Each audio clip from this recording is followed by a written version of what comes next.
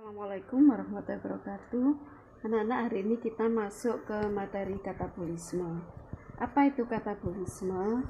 Dari asal kata kat yang artinya memotong atau menguraikan, sehingga senyawa kompleks di dalam tubuh kita akan diuraikan menjadi senyawa sederhana. Contoh yang akan kita pelajari adalah respirasi aerob, respirasi yang terjadi pada semua organisme yang di dalamnya mempunyai mitokondria. Nah, ada beberapa tahapan respirasi aerob. Tahapan yang pertama yaitu glikolisis. Glikolisis adalah reaksi penguraian glukosa atau makanan yaitu C6H12O6 yang akan diuraikan menjadi senyawa C3 yaitu asam pirufat. Jadi C6H12O6 adalah senyawa karbon yang berikatan 6C, sedangkan asam pirufat adalah senyawa yang berikatan C3. Nah, glikolisis ini terjadi pada bagian dari sel yang kita sebut dengan sitoplasma. Secara singkat kita lihat bagaimana mekanisme glikolisis. Perhatikan, glikolisis adalah perubahan glukosa menjadi senyawa asam pirufat yang di dalamnya terdapat perubahan dari satu senyawa menjadi senyawa lain melalui reaksi enzimatis. Perhatikan, angka-angka ini adalah menunjukkan keterlibatan enzim-enzim di dalam glikolisis. Di dalam perubahan glukosa menjadi glukosa 6-fosfat, maka kita membutuhkan ATP. Karena ada dua senyawa glukosa, maka di sini dibutuhkan 2 ATP. Glukosa 6-fosfat dirubah menjadi fruktosa 6-fosfat. Fruktosa 6-fosfat dirubah menjadi fruktosa 1,6-bifosfat. Perhatikan kita butuhkan ATP lagi, sehingga sudah ada 2 total ATP yang diperlukan. Fruktosa 1,6-bifosfat akan dirubah menjadi dihidroksiaseton fosfat atau griselaldehyde 3-fosfat. Masing-masing akan dirubah menjadi 1,3 bifosfogliserat, di mana dibentuklah energi yang berupa NADH. Berarti ada 2 NADH yang dihasilkan. 1,3 bifosfogliserat akan dirubah menjadi 3 fosfogliserat dengan membentuk ATP. Berarti ada 2 ATP yang dihasilkan. 3 fosfogliserat akan dirubah menjadi 2 fosfogliserat atau 2PG dengan mengeluarkan air. Berikutnya dibentuklah PEP sampai akhirnya terbentuk 2 asam pirufat, dibentuk 2 ATP lagi. Sehingga dari ringkasan ini bisa kita lihat berapa sih energinya glikolisis. Itu terdiri dari berapa energi yang dibutuhkan dan ada berapa energi yang dihasilkan. Kita hitung kembali, energi yang dibutuhkan adalah 2 ATP, energi yang dihasilkan adalah 4 ATP dan 2 NADH. Yang dihasilkan adalah 4 ATP dan 2 NADH. Jadi berapa energi bersihnya dari peristiwa glikolisis adalah 2 ATP plus 2 NADH. Yang kedua adalah reaksi dekarboksilasi oksidatif. Dekarboksilasi oksidatif ini adalah reaksi antara. Kenapa disebut reaksi antara? Karena proses yang terjadi tidak sekompleks pada glikolisis dan peristiwa berikutnya. Dekarboksilasi oksidatif masih berlangsung di dalam sitoplasma, di mana terjadi penguraian asam pirufat yang ber-C3 dirubah menjadi asetil koenzim A yang ber-C2. Kita lihat dulu reaksinya. Di sini adalah asam pirufat yang akan dirubah menjadi asetil koenzim A dengan penambahan koenzim A, dilepaskan CO2 dan terjadi perubahan energi akan terbentuk NADH. Karena kita sepakati tadi ada 2 molekul, maka energi yang dihasilkan pada peristiwa ini adalah 2 NaDH. Yang ketiga adalah siklus Krebs. Kenapa kita sebut dengan siklus? Karena reaksi ini tidak akan pernah terhenti. Siklus Krebs ini berlangsung pada bagian mitokondria, di mana terjadi perubahan asetil koenzim A yang ber-C2 dirubah menjadi karbon dioksida CO2 yaitu ber-C1. Kita lihat bagaimana siklus Krebs ini berlangsung. Dimulai dari asetil koenzim A, ini akan masuk di reaksi oksaloasetat yang nanti akan menghasilkan asam sitrat. Perhatikan oksaloasetat ber-C4 bertemu dengan asetil-CoA yang ber-C2, maka menjadi asam sitrat yang ber-C6. Berikutnya dengan penambahan dan pengeluaran air, maka akan dirubah menjadi isositrat. Isositrat akan dirubah menjadi asam alfa-ketoglutarat dengan melepaskan CO2 dan membentuk NaDH. Asam alfa-ketoglutarat dirubah menjadi suksinil koenzim A dengan melepaskan CO2 dan membentuk NaDH.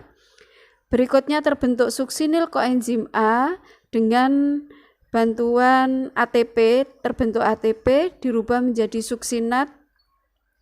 Suksinat dengan membentuk FADH2 menjadi fumarat. Fumarat dengan bantuan air akan menjadi malat. Malat akan menjadi oksaloasetat kembali dengan melepaskan energi yaitu 2 NaDH. Maka berapa energi pada siklus Krebs? Kita lihat energinya. ATP-nya adalah di sini, berarti terbentuk 2 ATP. Berapa NaDH yang dibentuk? Kita hitung. 1, 2, 3. Berarti 3 kali 2 berarti terbentuklah 6 NaDH. Dan terakhir adalah FADH2.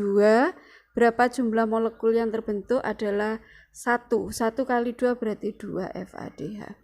Maka kita akan menghitung berapa keseluruhan energi pada respirasi aerob. Dari awal kita jumlahkan sekarang 2 ATP ditambah 2 ATP, berarti ada 4 ATP. Saya lingkari yang sudah saya hitung, 2 ATP ditambah dengan 2 ATP. Berikutnya adalah NaDH, kita hitung 2 NaDH ditambah 2 NaDH ditambah 6 NaDH, berarti ada 10 NaDH ditambah 2 FADH2. Baiklah anak-anak, kita lanjutkan. Yang keempat adalah peristiwa yang terakhir, yaitu yang kita sebut sebagai transport elektron. Nah, transfer elektron juga terjadi pada mitokondria, khususnya adalah pada membran dalam mitokondria. Kita ingat lagi sebentar anak-anak. Pada saat energi respirasi aerob diperoleh 4 ATP, 10 NaDH dan 2 FADH, maka energi yang bisa dipakai oleh sel adalah energi yang berupa ATP. Oleh karena itu, energi yang berupa NaDH dan FADH2 harus seluruhnya terubah menjadi bentuk ATP. Peristiwa perubahan ini berlangsung pada transfer elektron, di mana energi-energi tinggi yang berupa NaDH dan FADH2 harus dirubah menjadi ATP melalui peristiwa berikut. Perhatikan, kita mulai dari energi NaDH akan diubah oleh enzim NaDH dehidrogenase dengan melepaskan 2 elektron, dipindahkan ke ubiquinon, dilepaskan lagi 2 elektron, dipindahkan ke sitokrom B, kemudian dilepaskan lagi 2 elektron, dipindahkan ke sitokrom C1, kemudian dilepaskan 2 elektron lagi, dipindahkan ke sitokrom C, dilepaskan 2 elektron, dipindahkan ke sitokrom A3, dilepaskan kembali 2 elektron. Akhirnya apa yang terjadi? Senyawa 2 hidrogen yang dilepas dari peristiwa perubahan NaDH ditangkap oleh setengah O2, maka dihasilkan H2O.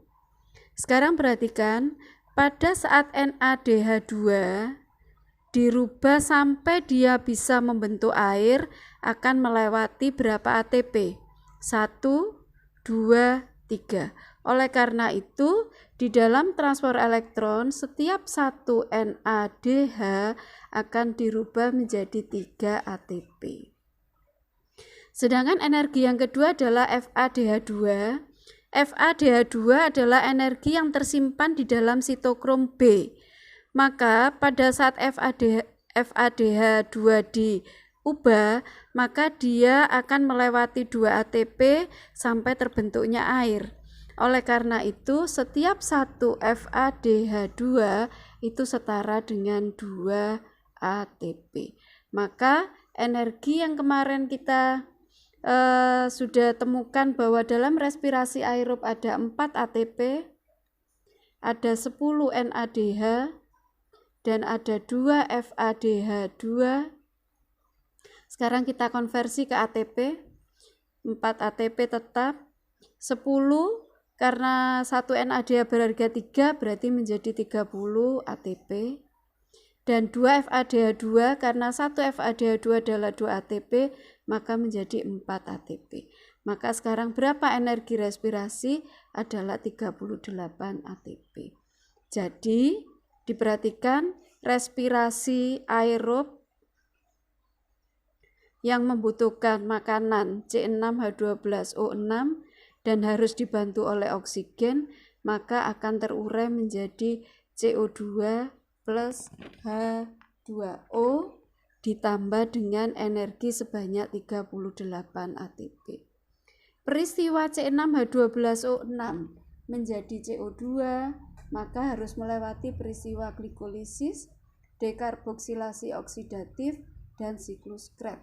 Sedangkan O2 yang digunakan akan dirubah menjadi H2O melalui peristiwa transport elektron.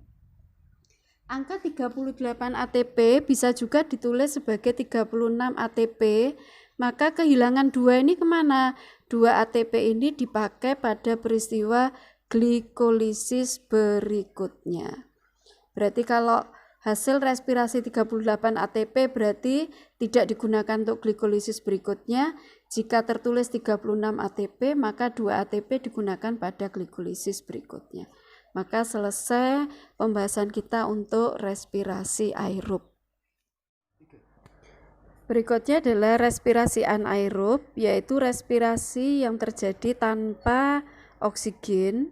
Respirasi ini terjadi pada organisme non-mitokondria, berarti dalam hal ini adalah mikroorganisme.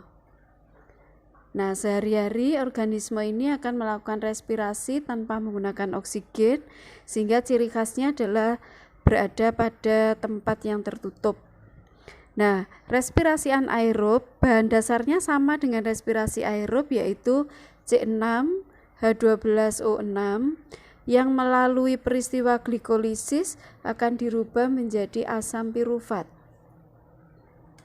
Nah, asam pirufat ini nanti akan bisa berubah menjadi 2 senyawa. Jika perubahan itu menjadi senyawa asetaldehid, maka asetaldehid ini nanti akan dirubah menjadi etanol. Sedangkan kalau perubahan itu menjadi PEP, fosfoenol pirufat, maka akan menjadi asam laktat. Maka berdasarkan hasil akhirnya ada 2 macam respirasi anaerob, yaitu respirasi anaerob etanol dan respirasi anaerob asam laktat. Dalam bahasa sehari-hari, respirasi anaerob kita beri nama sebagai proses fermentasi. Maka fermentasi ada 2 macam, fermentasi etanol jika hasilnya adalah etanol, dan fermentasi asam laktat jika hasil akhirnya adalah asam laktat. Maka jika kalian mempelajari 2 macam respirasi ini, maka nanti akan kita bisa bedakan bagaimana respirasi aerob berbeda dengan respirasi anaerob. Berdasarkan 1, pembedanya adalah bahan yang digunakan, yang kedua adalah hasil, kemudian yang ketiga tahapan reaksi, kemudian yang keempat adalah organisme pelaku, dan yang kelima adalah berapa energi yang dihasilkan. Pada respirasi anaerob atau fermentasi, maka energi itu hanya berlangsung pada glikolisis saja, sehingga hanya dihasilkan 2NADH. Maka tugasmu sekarang adalah buat perbedaan antara respirasi aerob dengan respirasi anaerob berdasarkan 1 bahan, 2 hasil, 3 tahapan, 4 siapa pelakunya, dan 5 berapa energi yang dihasilkan. Terima kasih anak-anak, berarti dengan ini selesai sudah untuk materi katabolisme.